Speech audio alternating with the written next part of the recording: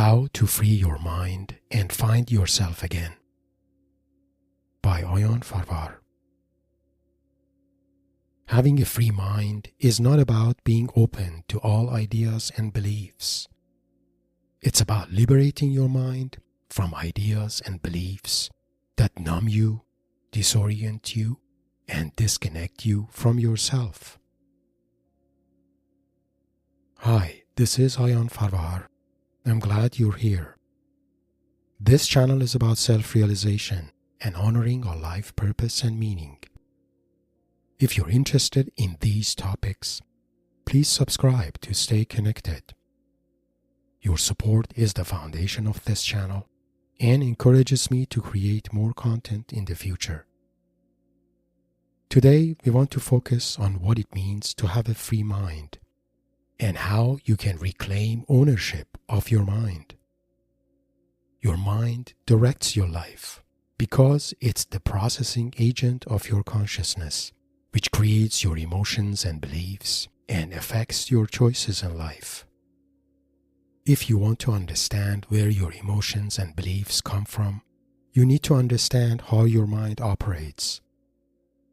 This presentation invites you to become curious about your mind and how it works. More specifically, we cover the following topics: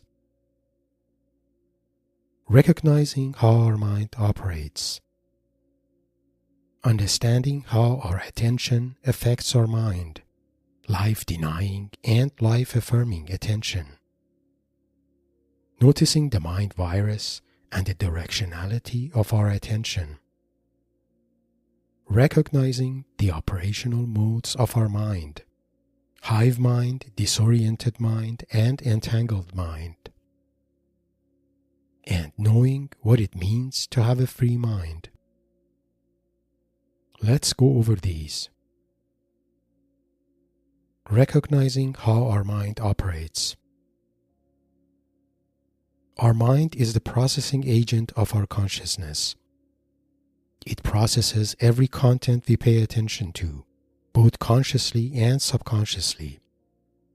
We have no control over how our mind processes the content it receives, but we do have significant control over what that content is. In a way, the operation of our mind is similar to the operation of our digestive system. When it comes to our digestive system, we don't really have much control over how that system processes the food we eat. But we do have significant control over the types of food we choose to eat. If we choose balanced and nutritious food, our digestive system empowers our body, keeping it free from illnesses. In contrast, if we choose to eat non-nutritious food, our digestive system has no choice but to process that, becomes burdened by it, and can no longer nourish or empower our body. The same is true for our mind. If we choose to give our attention to positive and life-affirming contents, our mind empowers and nourishes us. But if we otherwise choose to give our attention to negative or life-denying contents, our mind gets infected by them and can no longer serve us well. Understanding how our attention affects our mind. Life-denying and life-affirming attention. Every content you pay attention to is the food you choose to feed your mind. There are two types of contents you can pay attention to in every moment. These are life-denying and life-affirming contents.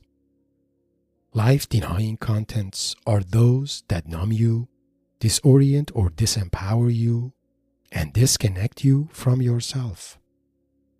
These include mind-numbing contents and any negatively charged emotions and beliefs you have toward yourself, others, or the world. Life-denying contents drain your life energy and detach you from your true nature. You can notice the effects of life-denying contents by checking how drained you feel after being exposed to them.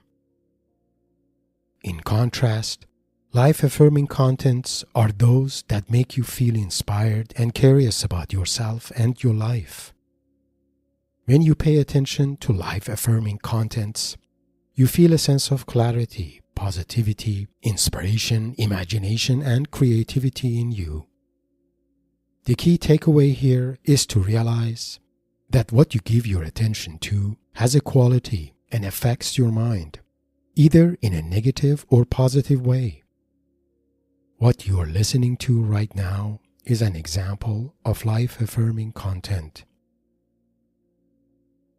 Noticing the mind virus and the directionality of our attention. So far, we saw how our mind can be affected by the information content it receives. When this content is negative, mind-numbing, or emotionally charged, our mind gets possessed by it, like being plugged in to a matrix of information or being infected by a mind virus. For example, if I binge on random news or content online, my mind becomes cluttered and disoriented, as if it's been infected by that content without me noticing that. The idea of mind virus has relevance to what is in Native American wisdom tradition known as Wetiko, which is a psycho-spiritual disease of the soul that operates on our subconscious mind and can possess it. If you're interested to know more about mind virus, check out the description below for a book reference on this topic. What gives the mind virus its access to our mind is our attention. Because we have a choice in what we give our attention to, we do have some control over how much the mind virus can influence our mind. The fact that our consciousness has directionality and how we choose to direct it ultimately determines the operational mode of our mind. Recognizing the operational modes of our mind: hive mind, disoriented mind, and entangled mind. As mentioned, the content we pay attention to and the emotions or beliefs they evoke in us affect how our mind operates. For example, if I pay attention to random content, my mind soon becomes numb and disoriented. Similarly, if I'm too preoccupied with my own emotions or beliefs, my mind gradually becomes entangled and consumed by them. When not free, our mind usually operates like a hive mind, a disoriented mind, or an entangled mind. It'd be useful here to briefly explain these operational modes of the mind. A hive mind. A hive mind is a mind that is possessed by and operates in full service of a collective goal or belief. Ants, termites, and bees are good examples of hive-minded species.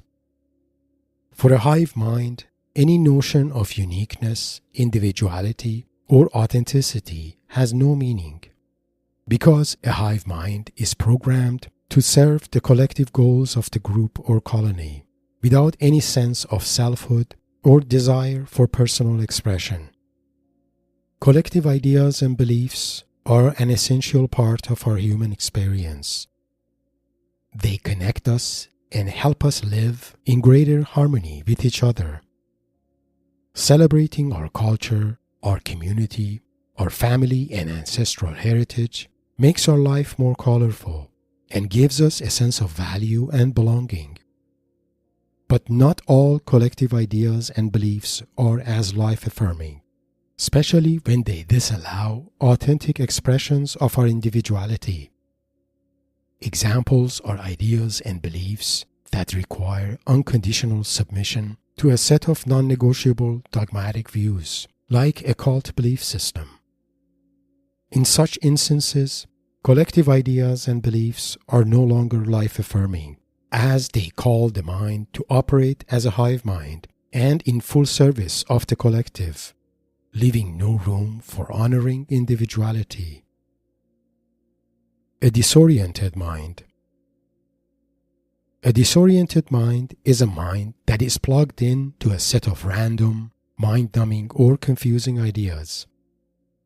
As mentioned, our mind is designed to process every content it receives and tries to understand it or give it a tangible meaning. For example, if I expose my mind to random or mind-numbing contents out there, like binging on random news or social media content, my mind still tries to do its job to understand and find meaning in what I see. But because of the random and mind-numbing nature of the content itself, my mind inevitably becomes numb and disoriented by it. An entangled mind. An entangled mind is a mind that is preoccupied and entangled by a set of personal ideas and beliefs. For example, if I strongly believe no one deserves to be trusted, this belief limits my ability to connect with people in a genuine or authentic way because my mind is entangled by that belief. Our mind can become entangled either psychologically or intellectually. A psychologically entangled mind is a mind that holds emotionally charged beliefs about one's own self, others, or life as a whole. The source of these beliefs are usually psychological. For example, if I have a self-critical view about myself, like hating the way I look, or believing I've been a failure, my mind remains entangled in this self-critical view and don't let me trust or believe in myself, even if deep inside I feel I have done enough to deserve that trust. An intellectually entangled mind is a mind that holds a set of rigid, intellectual or rational beliefs. Our intellect is a gift because it helps us analyze, rationalize, and structure complex ideas and concepts. But when we over-identify with it, our intellect can take over our mind. This is not ideal because not everything we experience in life can be understood intellectually or rationally. For example, if I have a highly scientific, intellectual, and rational view of reality, but happen to have a direct mystical or psychic experience, my rational mind may try to reject that experience or explain it away, potentially leading to psychological issues. When we over-identify with our intellect or rationality, our mind becomes entangled by it and loses its ability to process and come to terms with higher-order human experiences, such as psychedelic, mystical, and shamanic experiences. Knowing what it means to have a free mind. So far, we explained how the mind operates and what causes our mind to be entangled, disoriented, and therefore not really free. But what does it mean to have a free mind? A free mind is an authentic mind, a mind that is independent, aware, and assertive. When you have a free mind, your emotions and beliefs become authentic and represent you and your true nature. Because of the authenticity of your emotions and beliefs, trusting yourself and what you feel or intuitively know comes naturally, as if your heart and mind are connected and work in perfect harmony with each other. Your mind can never be truly free without being connected to your heart. This is because your heart is the spiritual center of your being and has higher awareness about you and your life than your mind could ever have. The idea of the heart as the spiritual center of our being is the foundation of many mystical and ancient wisdom traditions, including shamanism, Sufism, and so on. We can notice the presence of our heart in our most difficult periods in life, especially when our mind is overwhelmed and out of commission. It is in such periods that we notice our gut feeling, which is nothing but the intuitive wisdom of our spiritual heart. This happens because our spiritual heart has a higher order of consciousness and is immune from all outside conditions and influences, no matter what they may be. So our mind can only become truly free and authentic when it's connected to and operates in service of our heart. Without such connection, the mind is destined to become psychologically or intellectually entangled, or worse, become disoriented or operate like a hive mind. Only the higher consciousness and intuitive wisdom of the heart can help the mind remain centered, aware, and assertive in navigating life, irrespective of what life may bring. In closing, I want to leave you with the following takeaways. Remember that your mind is the processing agent of your consciousness and has to react to whatever you pay attention to. So be selective about the content you choose to direct your attention to. If you have daily habits, check how you feel after each one of them. Minimize or let go of any habit that numbs you, disorients you, or drains your life energy. If you notice your mind is preoccupied and tangled with negative emotions or critical views toward yourself or others, consider doing some inner works to understand these emotions and views so you can liberate your mind from them.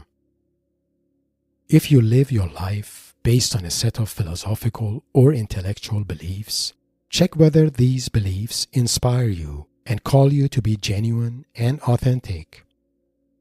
Be open to challenge them if you notice they limit your personal or spiritual growth or block you from seeing the reason you came to this life.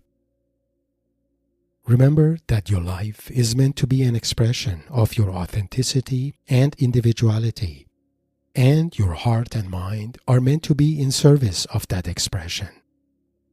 So make efforts to direct your attention to life-affirming contents that inspire you, awaken the best in you, and call you to manifest your most meaningful life, the one life you came here to live. If you have found this presentation inspiring, please like and share it with your like-minded friends. Please subscribe to my channel and share your thoughts and comments. For more information about myself and my life mentorship practice, please find my bio link in the description below. Blessings.